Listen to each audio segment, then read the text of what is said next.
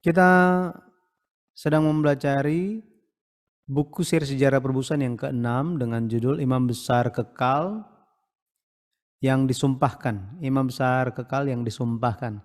Jadi buku ke-6 yang ditulis oleh pendeta Abraham Park ini berbicara secara khusus tentang imam besar. Kenapa berbicara tentang imam besar? Karena kalau kita lihat Yesus Kristus dialah imam besar agung, dan peran atau tugas yang dijalankan oleh Tuhan Yesus kita itu sudah dinubuatkan melalui imam besar yang tampak di perjanjian lama. Itu sebabnya buat apa kita mempelajari perjanjian lama? Kalau kita lihat banyak kita belajar tentang perjanjian lama, terus hubungannya dengan perjanjian baru apa. Kita hendak melihat tentang tugas yang Yesus jalankan sebagai imam besar, dan bagaimana kita bisa melihat semua pekerjaan imam besar yang Yesus lakukan. Itu kita bisa dapatkan lewat perjanjian lama. Makanya perjanjian lama dan perjanjian baru itu merupakan satu pasangan. Jadi ada tangan kiri, tangan kanan, ada sepasang kan, ini akan menjadi lengkap. Baik, kita lihat kenapa Tuhan mendirikan imam besar. Satu persatu kita akan lihat. Imam besar ditetapkan untuk memberikan korban dan persembahan. Memberikan korban dan persembahan. Di Ibrani 8 ayat 3 dikatakan, sebab setiap imam besar ditetapkan untuk mempersembahkan korban dan persembahan. Dan karena itu Yesus perlu mempunyai sesuatu untuk dipersembahkan. Lewat ayat ini kita tahu bahwa imam besar itu ditetapkan Tuhan untuk memberikan persembahan dan memberikan korban. Imam besar, meski demikian, imam besar yang tampak di perjanjian lama sampai di perjanjian baru, ini merupakan manusia yang telah jatuh dosa. Sehingga mereka harus memiliki sesuatu untuk dipersembahkan kepada Tuhan. Meskipun mereka bertugas pengantara kan? Pengantara antara Allah dan umat manusia dan umat Tuhan. Tetapi bagi mereka sendiri, setiap pribadi dari imam besar ini, mereka perlu mempersembahkan sesuatu. Kalau kita bandingkan dengan Yesus, Yesus tidak ada dosa, berbeda dari para imam besar ini. Yesus adalah imam besar yang kekal, nggak perlu mempersembahkan korban dan persembahan. Nah, makanya kalau kita baca Ibrani 8 dari ayat 3 dan selanjutnya, pada akhirnya Yesus memberikan persembahan apa? Memberikan persembahan, coba kita baca gitu ya. Memberikan persembahan melalui diri dia sendiri. Ibrani 8 ayat yang ketiga kita sudah lihat, dan Ibrani 8 ayat yang keempat dikatakan, sekiranya ia di bumi ini, ia sama sekali tidak akan menjadi imam. Karena di sini telah ada orang-orang yang mempersembahkan persembahan menurut hukum Taurat. Pelayanan mereka adalah gambaran dan bayangan dari apa yang ada di sorga. Ayat 5. Sama seperti yang diberitahukan kepada Musa ketika ia hendak mendirikan kemah. Ingat, demikian firman Tuhan, bahwa engkau membuat semuanya itu menurut contoh yang telah ditunjukkan kepadamu di atas gunung itu. Ayat 6 dikatakan, ayat 6, tetapi sekarang ia telah mendapat suatu pelayanan yang jauh lebih agung, karena ia menjadi pengantara dari perjanjian yang lebih mulia, yang didasarkan atas janji yang lebih tinggi. Jadi Tuhan bukanlah manusia sampai dia harus memberikan persembahan untuk dirinya sendiri. Yesus tidak ada dosa. Makanya yang Yesus lakukan apa? Dia memikul semuanya dan menjadi korban persembahan bagi Allah, dan bagi Allah menjadi pengantara. Oke? Jadi Yesus tidak ada dosa, dia adalah imam besar yang kekal. Mari kita lihat yang pertama tentang arti dari imam besar. Ada dua kata Ibrani yang digunakan ketika menunjuk kepada imam besar. Yang pertama adalah Kohen Gadol. Kohen Gadol. Kata Kohen artinya imam. Imam. Gadol artinya besar. Artinya imam yang paling besar dari semua imam. Kita tahu bahwa ada 24 divisi imam. Ada banyak imam. Keturunan dari Harun ada banyak kan? Karena aturannya hanya boleh satu imam besar dan di bawah itu adalah imam-imam dari keturunan Harun. Nehemia menggambarkannya, maka bersiaplah imam besar Eliasib dan para imam saudara-saudaranya. Lalu membangun kembali pintu gerbang domba. Mereka mentabiskannya dan memasang pintu-pintunya. Mereka mentabiskannya sampai menara Mea, menara Hananel. Di sini imam besar Eliasib, kemudian dan para imam saudara-saudaranya. Artinya dia adalah imam yang paling besar di antara semua imam. Nehemia 3 ayat 1. Kata kedua yang digunakan adalah Kohen Rosh. Sama, Kohennya berarti imam. Rosh artinya kepala. Maka kita bisa lihat imam besar merupakan pemimpin, kepala dari para imam. Dia seorang pemimpin. 2 Tawarik 24 ayat 6. 2 Tawarik 24 ayat 6 dikatakan, lalu raja memanggil imam kepala Yoyada dan bertanya kepadanya. Di sini dikatakan imam kepala, Kohen Rosh. Sekarang kita udah tahu ada Kohen Gadol, imam besar, kemudian ada Kohen Rosh atau imam kepala. Mari kita lihat mengenai silsilahnya. Silsilah imam besar itu ada 77 generasi. Ada 77 generasi. Keturunan pertama itu dari Harun sampai keturunan ke-77 yang bernama Panias. Namanya Panias. Dimulainya kapan? Kalau kita lihat tahun 1446 sebelum Masehi, orang Israel keluar dari Mesir, mereka diam di padang gurun di kaki Gunung Sinai sekitar 1 tahun. Musa menerima wahyu tentang kemah suci. Di saat yang sama dikasih tahu bahwa ada tugas untuk imam besar. Maka di tahun berikutnya, di tahun 1445 sebelum Masehi, Harun ditabiskan sebagai imam besar ketika kemah suci didirikan. Kemudian ini berlanjut terus generasi imam besar sampai kepada generasi ke-77 bernama Panias. Kapan? Di masa yang seperti apa? Dia adalah imam besar terakhir ketika Yerusalem jatuh di tahun 70 Masehi. 70 Masehi oleh tentara Roma, Yerusalem hancur. Sekarang dari imam besar generasi pertama sampai 77 ini ada sekitar 1515 tahun lamanya. Ini sebuah waktu yang sangat-sangat lama. Mari kita lihat di dalam Alkitab dicatat hanya 29 imam besar. Hanya berapa? 29. Di 1 Tawarik 6 ayat 3 sampai 15 itu dari Harun sampai Yozadak. Ini Yozadak yang ke-23. Kemudian di kitab Nehemia 12 ayat 10 sampai 11 dicatat lanjutannya dari Yesua yang ke-24 sampai ke Yadua yang ke-29. Setelah itu gimana yang 30 dan seterusnya? Nah, itu dicatat di dalam kitab sejarah orang Yahudi yang ditulis oleh seseorang bernama Flavius Josephus. Flavius Josephus. Dia sejarawan yang hidup sekitar tahun 70 Masehi. Ini di zamannya Panias ini. Ya. 1 Tawarik 6 ayat 3 dikatakan anak-anak Amram ialah Harun, Musa dan Miriam. Anak-anak Harun ialah Nadab, Abihu, Eleazar dan Itamar. Oke, jadi dimulai dari siapa? Dimulai dari Harun. Kemudian Eleazar dan seterusnya dan seterusnya. Oke, menjadi imam besar berganti-gantian, bukan berganti-gantian. Tunggu sampai Harunnya mati, setelah itu Eleazar menjadi imam besar menggantikan ayahnya.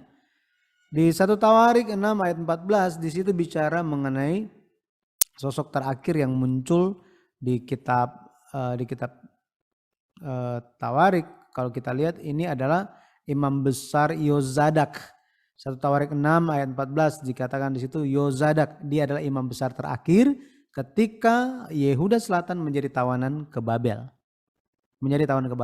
Nehemia 12 ayat 10 tersambung di sini. Yesua memerankan Yoyakim dan Yoyakim memerankan Eliasib dan Eliasib memerankan Yoyada dan Yoyada memerankan Yonatan dan Yonatan memerankan Yadua. Di sini ada Yadua. Maka kita 29 imam besar ini, 29 imam besar yang ditulis di Alkitab bisa dibagi menjadi tiga bagian. Itu berdasarkan bait suci. Bait suci apa aja? Yang pertama itu kemah Musa, kemah suci Musa. Setelah itu ada bait suci Salomo, kemudian bait suci Zerubabel. Kalau kita lihat kitab secara Alkitabiah gitu, secara urutan Alkitab itu dari kitab Keluaran, ya, kitab Keluaran, ya, Keluaran bagian akhir, pasal terakhir. Nah, di sini Harun itu tampil, kemudian sampai kepada Ahitub. Ahitub ini merupakan imam yang ada di zamannya Daud. Oke, di zamannya Daud. Sebelum ya sekitar sebelum zamannya Daud lah gitu ya. Di sekitar situ dia adalah di dalam masa kemah suci Musa ini ada 10 imam besar. Setelah itu di zaman bait suci Salomo Zadok sampai Yozadak ada 13 imam besar. Zadok kita tahu gitu ya. Zadok dia adalah imam di zamannya Daud dan Salomo. Kemudian setelah bait suci itu diruntuhkan,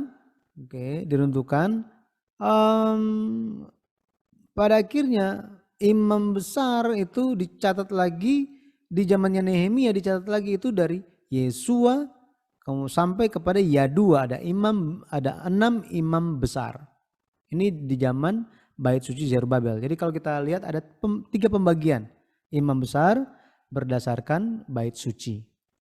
Nah, mari kita lihat karakteristik di dalam 77 imam besar ini. Pendeta Abraham Park mencatat mengenai 77 silsilah imam besar. Ini merupakan suatu penyampaian pertama di sepanjang sejarah dunia. Kenapa? Karena tidak ada yang mau memperhatikan tentang silsilah imam besar. Buat apa memperhatikan mereka? Nah, yang ada cuma daftar nama doang. Akan tetapi kalau kita lihat Yesus akan datang sebagai imam besar agung, imam besar yang kekal. Maka tugas dari para imam besar ini membawa atau menggambarkan apa pekerjaan penebusan, pekerjaan pengantara yang akan dilaksanakan oleh Yesus Kristus, imam besar agung itu. Jadi mari kita lihat karakteristik di dalam 77 imam besar ini. Karakteristik yang pertama kalau kita lihat siapa yang sebelum kita bahas mengenai karakteristiknya, kalau kita lihat siapa yang bisa menjadi imam besar. Yang bisa menjadi imam besar adalah hanya anak laki-laki Harun saja. Hanya anak laki-laki Harun saja. Harun adalah imam besar. Dan di bawah dia, di anak-anak dia nanti Allah memberikan peraturan jika Harun mati maka anaknya yang akan menjadi pengganti. Jadi seperti ini. Maka sekali lagi hanya anak-anak lelaki Harun saja yang bisa menjadi imam besar. Ini perintah Tuhan. Jika bukan keturunan Harun, orang itu dinyatakan tidak taat dan bisa dihukum mati. Nah, dari antara anak-anak Harun kalau kita lihat ada Nadab, Abihu. Nadab dan Abihu. Ini ada 4 orang sebenarnya kan. Nadab, Abihu, kemudian Eleazar dan Itamar. Nadab, Abihu, Eleazar dan Itamar. Tapi Nadab dan Abihu kalau kita lihat di Imamat 10 ayat 1 sampai 2. Mereka berdua memberikan persembahan api asing yang tidak diperintahkan oleh Tuhan. Jadi mereka menjalankan peribadatan itu bukan dengan kehendak Tuhan, bukan sesuai dengan apa yang telah ditentukan, tetapi mereka lakukan dengan pikiran mereka sendiri. Dan akibatnya mereka mati dimakan api. Jadi meskipun anak imam besar, jika tidak taat itu pasti mati.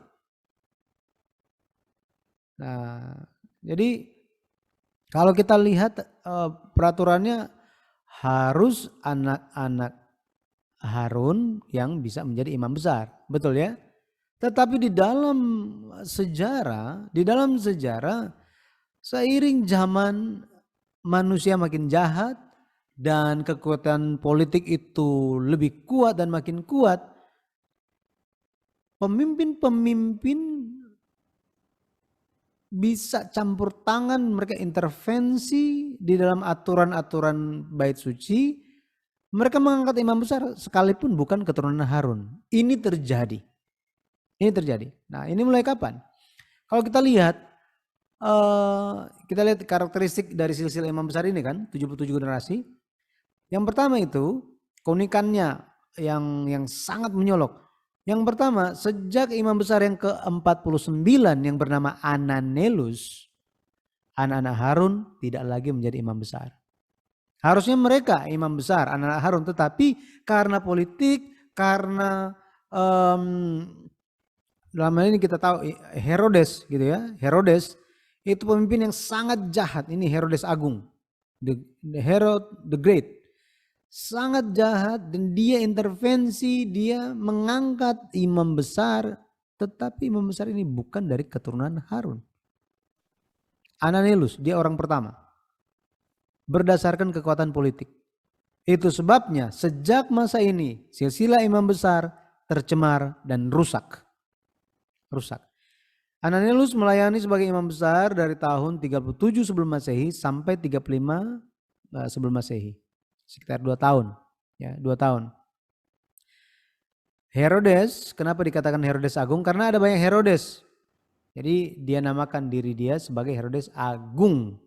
Ya, Agung. Dia tunjuk siapa saja yang dia kehendaki, nggak peduli. Itu suka-sukanya dia. Makanya sangat kacau.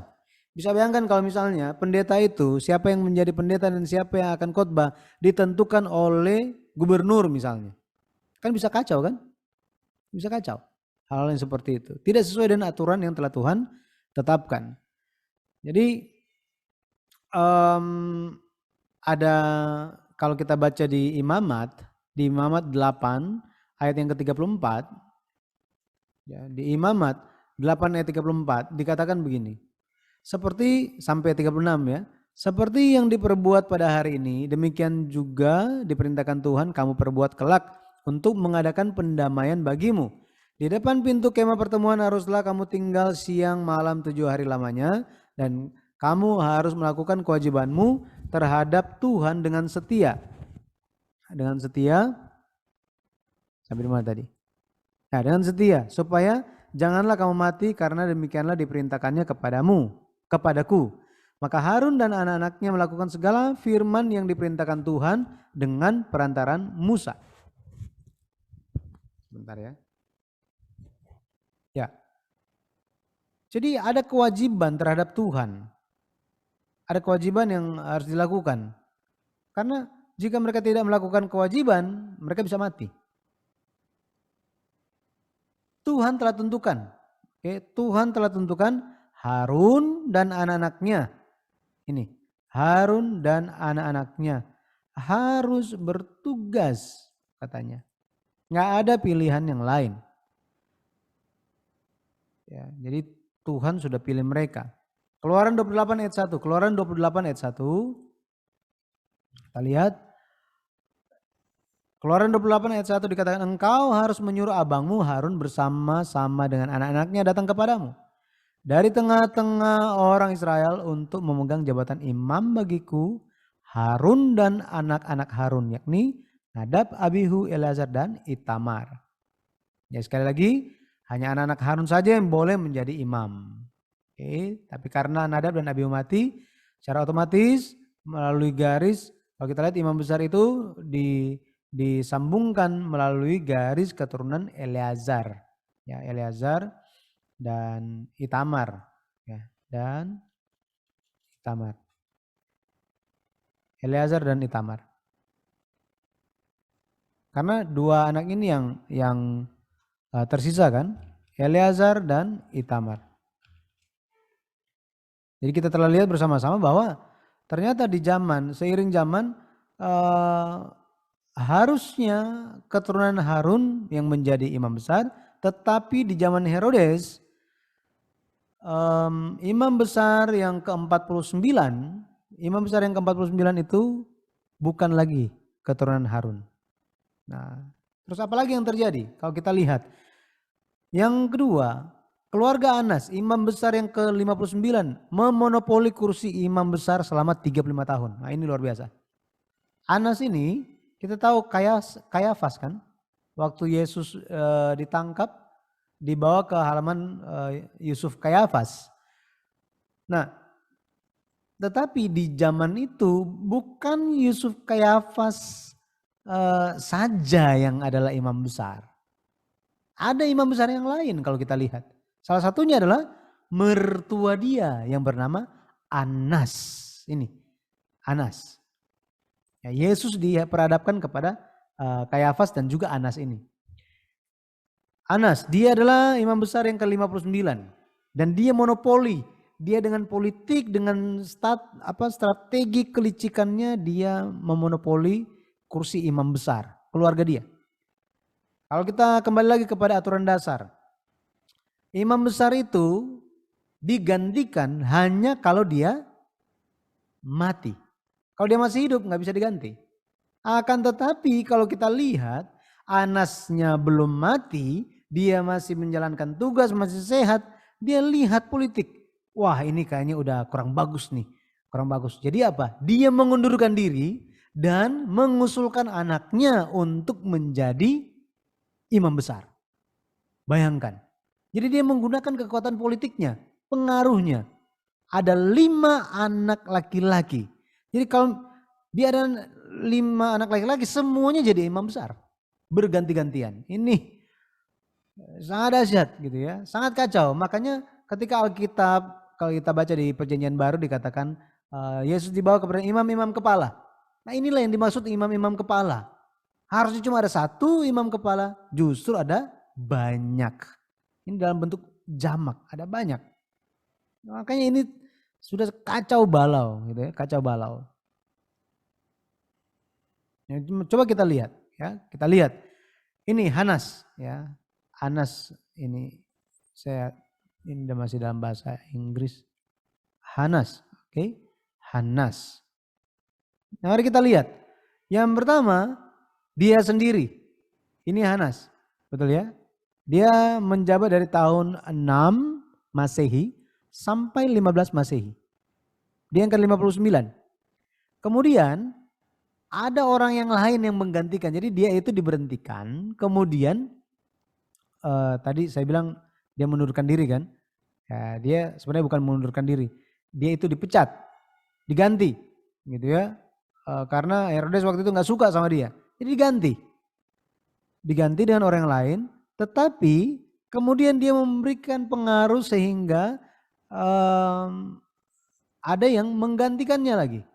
Ya, ada yang menggantikan dia, orang yang menggantikan dia pada akhirnya nanti diganti lagi dengan anaknya. Jadi berturut-turut kalau kita lihat ada Eleazar, ini anaknya Hanas gitu ya. Kemudian mantunya yang bernama Yusuf Kayafas, ini tadi yang saya sudah bilang. Yesus disalibkan di zamannya Yusuf Kayafas ini kan. Dia adalah imam besar ke-63, Yusuf Kayafas itu. Setelah dia, Yonatan, anaknya Anas, Theophilus, anaknya Anas, kemudian Matias, anaknya Anas juga. Kemudian ada Anas kedua, ini anak dia. Jadi ada 5 anak dia nih.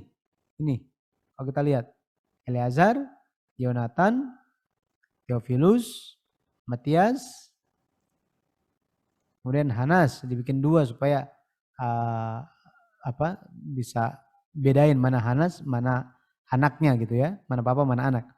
Dan ini mantunya, bisa bayangin, sangat kacau zaman itu, sangat kacau.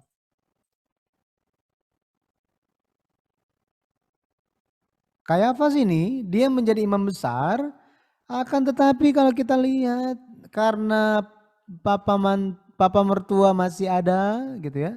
Papa mertua masih ada, pada akhirnya ya Yusuf Kayafas ini cuma jadi boneka aja gitu. Sesungguhnya kekuasaan itu pengaruh terbesar ada pada Hanas. Oke, ada pada Hanas. Markus 15 ayat 11. Coba kita lihat. Markus 15 ayat 11 dikatakan begini.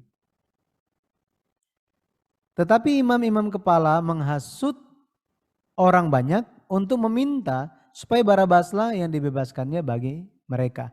Jadi ini adalah imam-imam kepala muncul di sini. Gitu ya. Makanya di zaman itu sangat-sangat kacau kalau kita lihat. Ayat yang ketiga, Markus 15 ayat 3. Lalu imam-imam kepala mengajukan banyak tuduhan terhadap dia.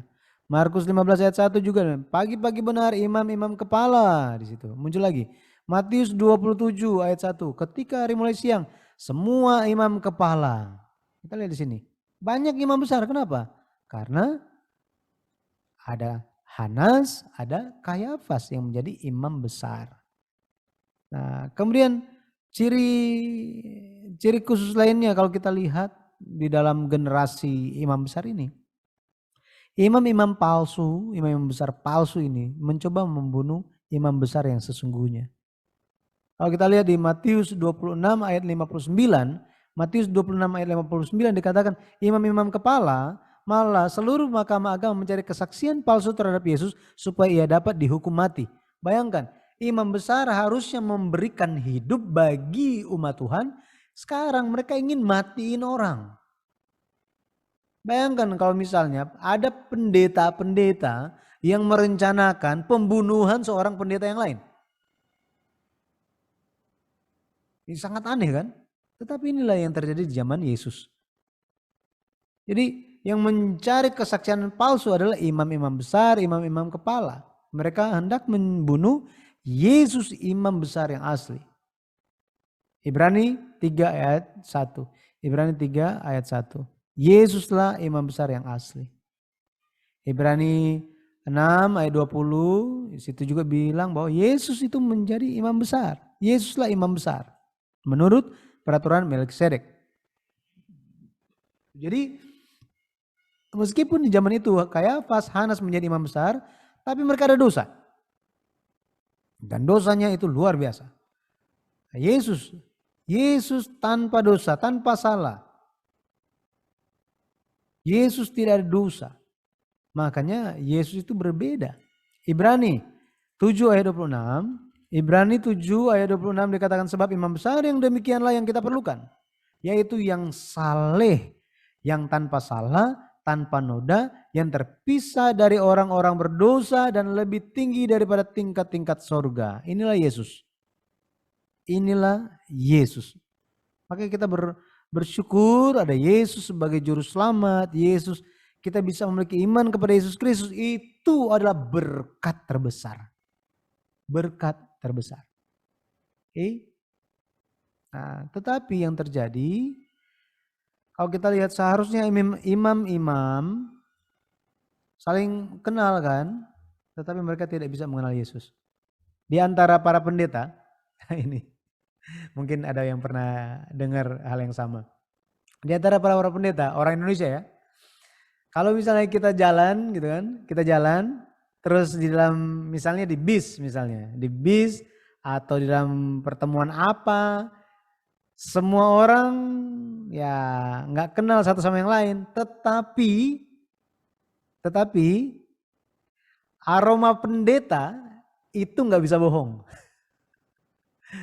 Biasa pas cuma lihat aja langsung, ini pendeta ini kayaknya. Meskipun nggak kenal gitu, kayaknya ini pendeta deh. Biasanya langsung mendekat dan bilang, jadi Bapak Gembala menggembalakan di mana? Oh ya saya hamba Tuhan di jemaat ini. Oh Bapak nggak hamba Tuhan juga? Iya saya hamba Tuhan. Hal ini sering kali terjadi. Jadi di antara hamba Tuhan itu ada baunya. Ada baunya yang udah saling kenal gitu. Wah ini kayaknya pendeta gitu. Jadi ada saling mengenal seperti itu. Ya, karena terima Yesus, Roh Kudus bekerja dan kuat. Tapi di zaman 2000 tahun yang lalu, imam-imam kepala seharusnya mereka mengenal Yesus sebagai imam, Yesus yang adalah imam yang kekal. Tapi mereka tidak kenal. Ini sangat menyedihkan, sangat-sangat menyedihkan. Tadi ketika berbicara mengenai imam, Yesus adalah imam besar. Mereka bisa membantah, mendebatkan melalui itu. Mereka bilang apa? Oh ya, Yesus itu adalah imam besar. Coba lihat, apakah dia datang dari suku Lewi? Tuh, bukan kan? Bukan dari suku Lewi kok. Wah, kamu itu kalau mau belajar gitu ya, harus belajar yang tepat. Imam besar datang dari keluarga Lewi, secara khususnya dari anak-anak Harun. Harus belajar dan benar. Nah, ternyata apa? Memang Yesus tidak datang dari suku Lewi. Tetapi Yesus adalah imam besar. Bagaimana kita bisa membuktikan Yesus adalah imam besar? Sedangkan persyaratan sebagai imam besar adalah keturunan Harun. Betul kan? Suku Lewi kan? Bagaimana kita bisa menjawab ini? Nanti kita akan lihat. Oke, kita akan belajar nanti mengenai hal itu. Kenapa Yesus disebut sebagai seorang imam? Nah, makanya mereka tidak bisa memahami Yesus sebagai imam besar, Yesus adalah pemimpin, Yesus adalah Tuhan, Yesus adalah Allah sendiri, firman yang telah datang untuk menyelamatkan mereka. Ya. Yohanes 18 ayat 12 sampai 14 dikatakan maka pasukan prajurit serta perwiranya dan penjaga-penjaga yang disuruh orang Yahudi itu menangkap Yesus dan membelenggu dia. Lalu mereka membawanya mula-mula kepada Hanas, karena Hanas adalah mertua Kayafas. Kayafas, ya kan? Siapa Kayafas ini? Yang pada tahun itu menjadi imam besar. Artinya apa? Artinya setiap tahun bisa ganti-ganti ini. Berdasarkan siapa saja yang memiliki pengaruh yang besar. Ayat 14, dan Kayafaslah yang telah menasihatkan orang-orang Yahudi adalah lebih berguna jika satu orang mati untuk seluruh bangsa. Kita bisa lihat di sini.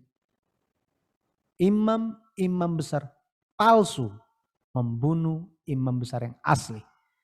Makanya kita jangan mengulangi kesalahan mereka. Mereka tidak bisa mengenal. Kenapa tidak bisa mengenal? Karena telinga mereka itu tertutup terhadap pengajaran. Nggak mau dengar firman Tuhan. Nggak mau dengar firman yang disingkapkan kepada mereka. Yesus menyingkapkan firman kepada mereka, tapi mereka nggak mau dengar. Kemudian apa? Hati mereka itu dipenuhi dengan kejahatan, dosa dan kejahatan. Tidak ada lagi tujuan motivasi yang murni di dalam melayani Tuhan sebagai imam besar. Yang ada apa? Yang ada hanya kekacauan, korupsi, nepotisme, apalagi. Banyak, semuanya ada di zaman itu. Dan semuanya ada pada imam-imam besar yang palsu. Makanya hari ini jika kita tidak mengenal, tidak mengerti firman Tuhan, bagaimana kita bisa mengenal Yesus yang akan datang kembali?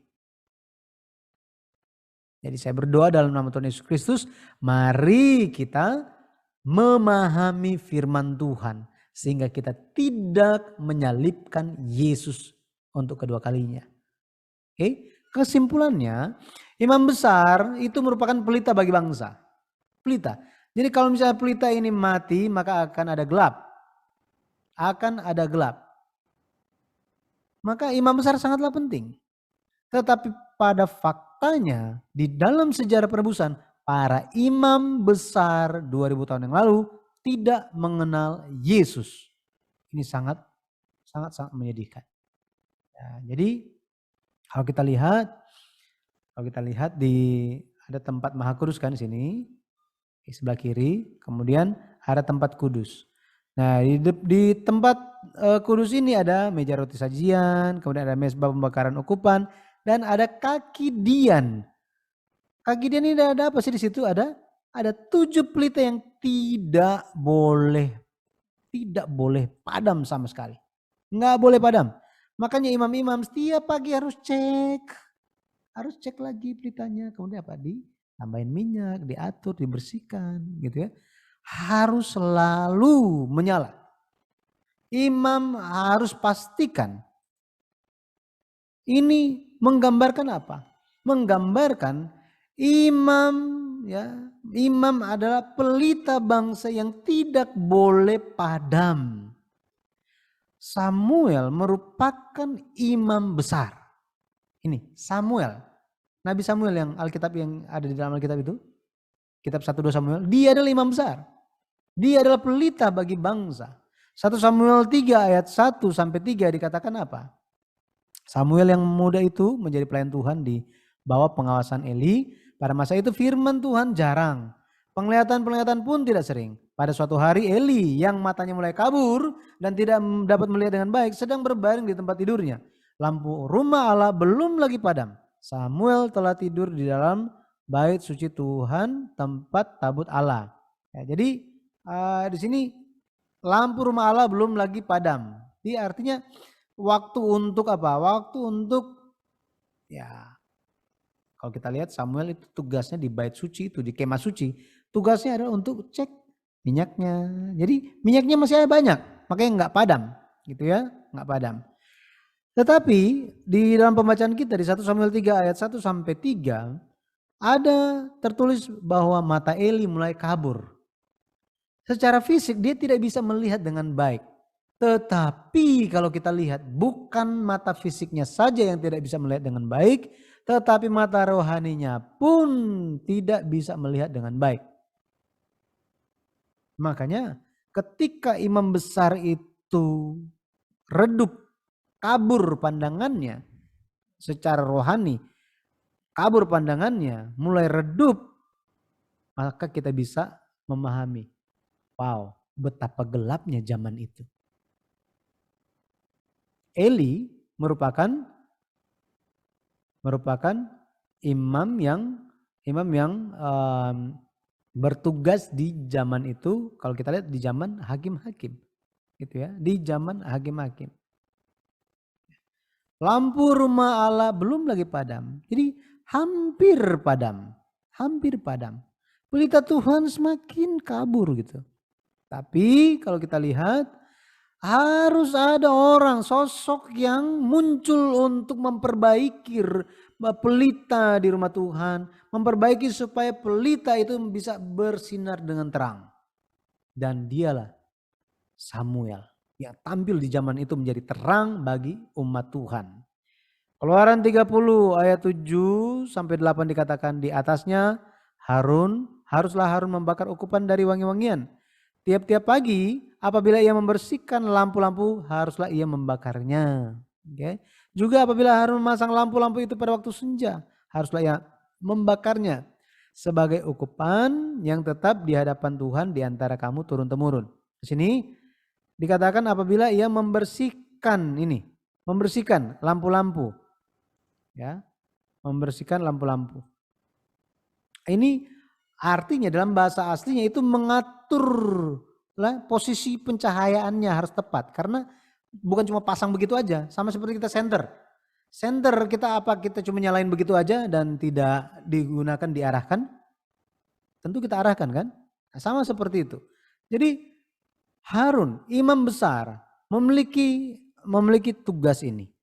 Ya, memiliki tugas ini. Harus menyalakan pelita. Itu sebabnya dikatakan secara rohani kita harus memahami bahwa roh manusia adalah pelita Tuhan. Semakin roh kita terbakar dengan terang, maka pelita Tuhan akan semakin terang. Tetapi jika kita itu penuh dengan keserakan dunia, kita penuh dengan hawa nafsu, kita hidup menyimpang dari kehendak Tuhan, tenggelam lewat pikiran kita sendiri dalam badai dunia, maka di saat itulah kita gelap. Roh kita menjadi gelap. Okay. Makanya kita perlu ingat. Amsal 20 ayat 7. Okay. Amsal 20 ayat 27 dikatakan roh manusia adalah pelita Tuhan yang menyelidiki seluruh lubuk hatinya. Amsal 6 ayat 23, kalau kita lihat Amsal 6 ayat 23 dikatakan karena perintah itu pelita dan ajaran itu cahaya dan teguran yang mendidik Itu jalan kehidupan.